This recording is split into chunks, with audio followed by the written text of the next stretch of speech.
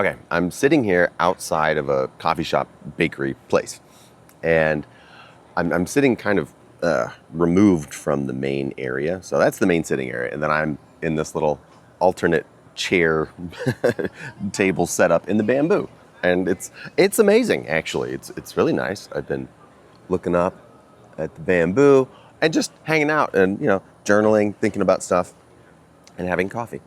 And I was thinking about how I was self-conscious here, sitting kind of away from everyone, and I was noting how I wasn't really letting myself get comfortable in the chairs, and that got me thinking about like I wasn't I don't know. I was worried about how I looked while sitting here. And so I was thinking about how being self-conscious is inherently uncomfortable in a way, because I'm sitting in these chairs and realizing that I am being how I'm changing how I am sitting because I'm self-conscious. And in order for me to actually get comfortable sitting here, it takes some work, and I'm like trying to find how am I actually comfortable? Like, in what position am I actually okay, now I feel good.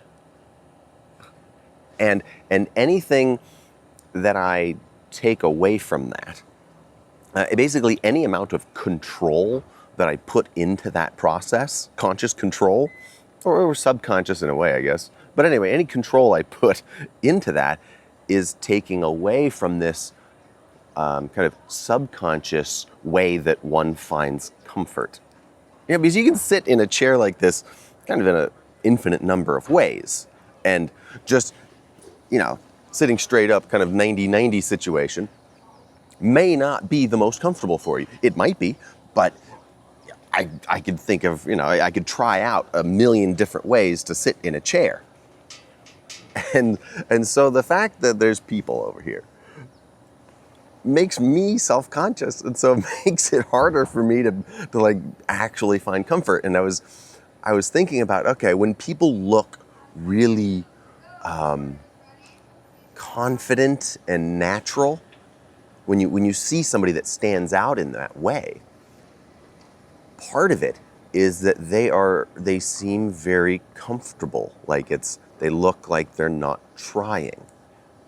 And the more naturally they can just inhabit just kind of stillness and comfort. I don't know how else to put it. They just they just are. And there's no effort there, but it looks good. And I realized I can't ever get that if I'm worrying about how somebody is interpreting me.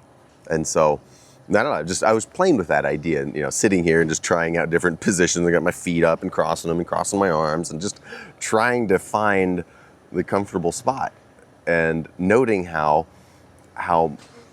I change depending on how much I'm thinking about other people seeing me. It's weird. It's super funny to me to become more and more consciously aware of how self-conscious I am. It's kind of a wild ride, but I've been, more and more interested in the idea of letting go, of not being in the driver's seat all the time, and not, white knuckling my life so much. And these I've had, with this tantrum tangent, we'll say, the tantrum tangent, has really taught me the value of letting go. I'm finding these pockets where I'm like, oh, if I let go in this scenario, it's really amazing. Well, I wonder if the whole thing is like that, if letting go is kind of the secret. And certainly a lot of people think that it is. It's not a unique idea here. But I'm trying it out, so. All right, that's my thought for the day. Well, probably one of many, but the first thought of the day.